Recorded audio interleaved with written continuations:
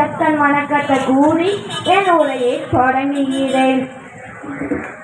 ஏடு தூக்கி இன்றும் பயிலும் மாணவர்கள் தான் நாளை தலைவனாய் விளங்க போகிறார்கள்.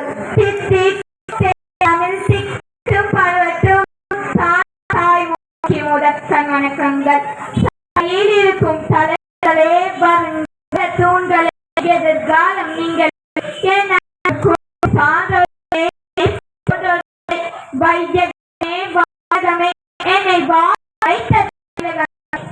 அனைவருக்கும்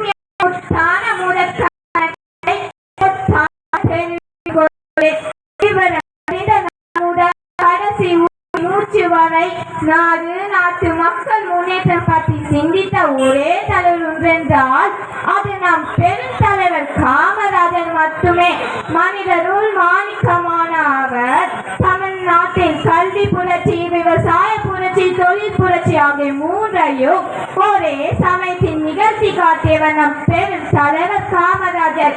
மற்ற மாநிலங்களை விட தமிழகம் இன்று எல்லா துறைகளிலும் தலை நிமிர்ந்து நிற்கிறது என்றால் அதற்கு காரணம் நம் பெரும் தலைவர் காமராஜர் அமைத்து வைத்த அடித்தளமே.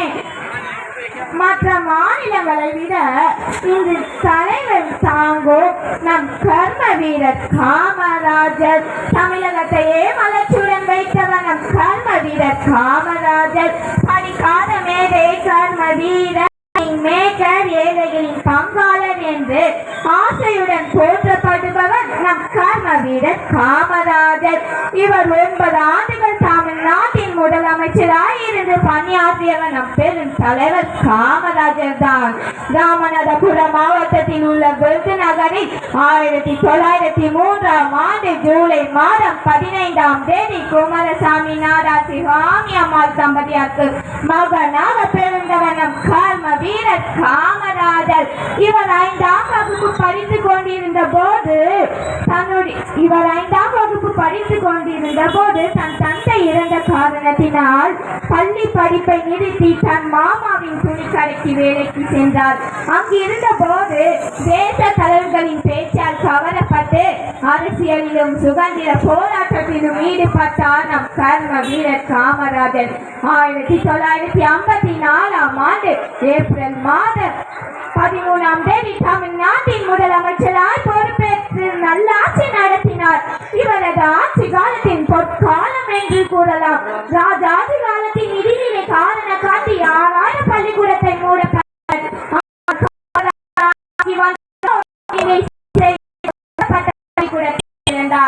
அதோடு புதிய பள்ளிக்கூடத்தில்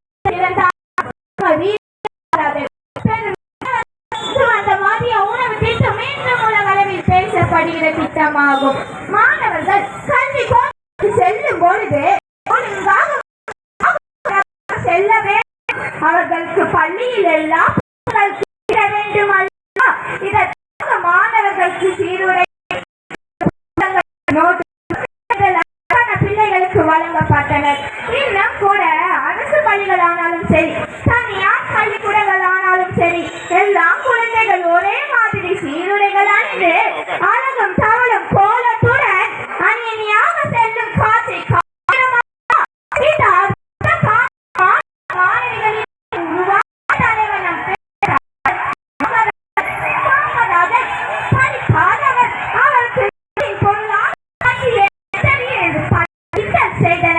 ஆனால் இந்திய பொருளாதாரம் பற்றி அவர் சிக்கு அடுக்கடுக்காக சொல்லிய போது குறை சொன்னவர்கள் முகமெல்லாம் சுருங்கியது. விஷயங்களின் மேல் என்ன முடிவெடுத்தாலும் காமராஜரிடம் ஆலோசிக்காமல் முடிவு வெளியிட மாட்டார். தமிழன் என்று பெரியார் ஆசையுடன் அழைத்து மகிழ்ந்தார். தமிழர்களே தகை விழிப்புணர்வு பெற வேண்டும் என்று பெரியார் ஆசைப்பட்டாரோ அதை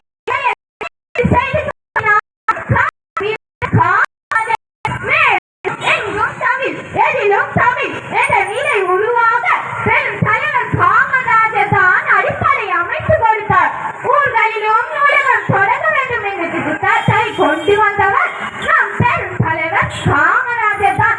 4 முழ வேட்டியும் மரக்காய் சட்டையும்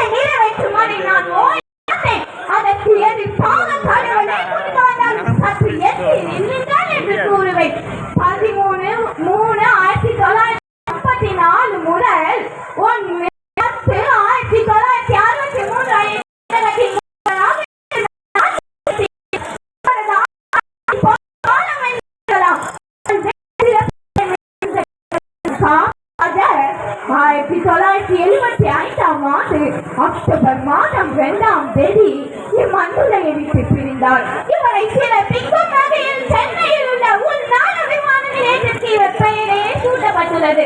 அவர் வாழ்க்கை வரலாறு அனைவரும் தெரிந்து கொள்ளும் வகையில் 2004ஆம் ஆண்டு காமராஜர் என்ற திரைப்படத்தை வெளியிட்டார். காமராஜர் விட்டு போன ரெண்டு வேட்டி சாயும் நோட்டும் தான். சில பேர் சில நேரத்தில் போராடுவார்கள். காமராஜரோ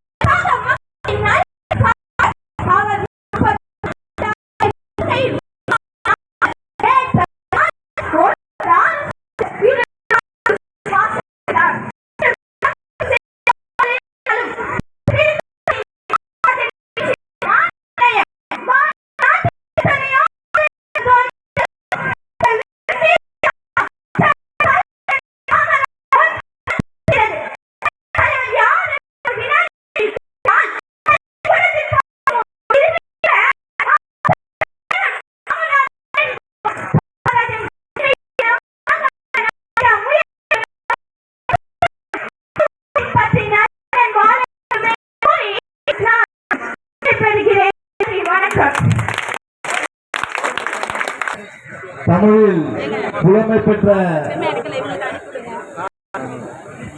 பெற்றவர்களை விட மிகவும் அருமையாக தமிழில் பூந்து விளையாடிய அருமை சகோதரி சரண்யா அவர்களுக்கு பாண்டிய நாடு நாடார் பேரவையின் சார்பாக புரட்சிகர வாழ்த்துக்களை தெரிவித்துக் கொள்கிறோம்.